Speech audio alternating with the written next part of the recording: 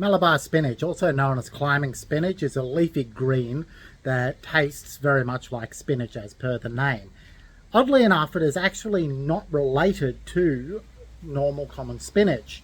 However, the flavour and nutritional value is very similar. If you get the leaves while they are young, they will taste very much like it, and while cooking will also have a similar texture. However, if you wait until it is older, it has a more mucigenous, similar to okra in its consistency. So it needs to be cooked with other things to basically make up for that. So for most people, under the general scenario, you'll want to be having it as a younger plant.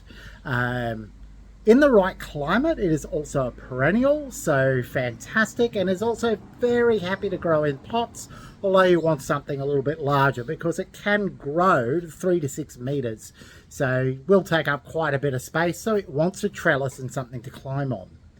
So in this video, I'm also going to go through a couple of different ways to grow it and seeing how successful the different ways are in comparison to each other. In particular, different ways of treating the seeds and cuttings. Here is a relatively young plant that's got a good go on now. So as you can see, it's climbing and working its way along and battling amongst all of the other random plants I've got going at the moment. And this is nice, good, very fresh spinachy leaves, doing very well and nice and healthy. So as the plant matures, it will eventually develop the berries.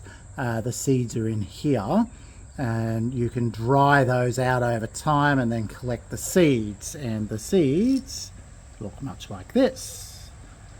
Now here's the little trick that I'm going to work on. There, I've soaked in water. So I'm going to run an experiment to see which way has the best success rate for germination and growing the plant. I have read that you can go straight from seed, you can go straight from berry, and that soaking overnight the seed is the way to go as well. Another trick is you can actually grow it very well from cuttings, which I'll give that a go at some point too. So as you can see, I've already pre-prepared. There's some berries, there's some seeds, and there's some I've soaked overnight, and I'm going to plant those. Okay, so I've planted the seeds. I've basically done 2 in each, so either side, just in case not everything's 100% success rate. And so that's the berries, the ones that were soaked, and the ones that just went in straight up dry. Given them some water so that nice moisture there, and then I'm going to place them in my mini green. There we go, sitting in a nice spot there, so they won't get too hot by being too close to the top, but I don't want them right on the bottom either. That'll be a nice spot for it, help keep them moist and warm without going too far over the top, and we'll leave it there and see how they go. So this is about a week in now, and you can see the middle one is the ones that I soaked. This one's the one that I just put in dry, and that's the one that was just a straight up berry. The soaked ones definitely seem to have a bit of a head start, but the dry ones are definitely doing very well. Also, berry, as you can see, does not appear to have done anything as of yet. Not going to give up on it, obviously, still want to see if it goes, but soaking them overnight definitely seems to give a better, better pace on the germination. Planted 2, as I mentioned before, in both, and both lots germinated, so that's a good result too. We'll see how we go from here. Okay, we're several weeks in now, and as you can see, the ones that I soaked, the ones that I put in dry have come along quite nicely. You would not know that there was actually any difference at this point in their growth, and the one that I just put the fresh berry in has done absolutely nothing at this stage. Does not mean that it is not going to work. Oh, hang on. Is that... No, nothing at all. So that doesn't mean that it's not going to grow, but it's definitely not the way to go if you want to get any kind of speedy result. So drying the berry out first, getting the seeds out, is definitely the way to go if you want to get yourself a good result. So here's a cutting I took from my plant that has now got a bit of a go on.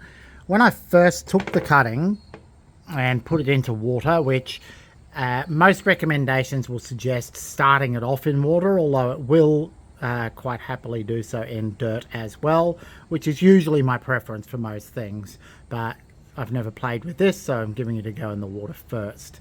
When I first put it in, it looked like it was getting ready to die. It was very droopy and very unhappy, but within 24 hours it had basically perked up and it's actually got new growth on the top, so it really doesn't seem to mind too much. The other thing is that it will usually take about a week to start rooting, depending on your conditions, obviously. Mine hasn't started showing signs of roots yet, but it's a little bit under that. It's only about 3 or 4 days. So other than that, plant that in some dirt or wait for the roots, and then fantastic, you've got yourself a really good way to go. That is if you already have a plant you can get a cutting from. So that's my 3 propagation techniques: soaked seeds, dry seeds, and cuttings. And now I'm just going to plant them. Well, there you go. Hopefully that's been of some help to you. Definitely recommend either using the cuttings or soaking the seeds ahead of time, even though it does appear to have near the same effect. I do believe that the germination rate is a little bit better if you soak them overnight first. On top of that, they've got a very hardy, very nutritious, easy to grow plant, and if you're in the right climate, sort of tropical, subtropical, warm areas, you'll have yourself a perennial that also looks very nice as well. It's very hardy, very forgiving, and likes a heavy prune, and pretty much the entire thing is actually edible as well. So there you go. Give it a go. That's something that you can grow, transport with you, keep in pots. Doesn't require a lot of space. Put it in a nice sunny spot, and I'm going to plant that in a large pot with a little trellis on it and see how it goes. Thanks very much. Catch you next time.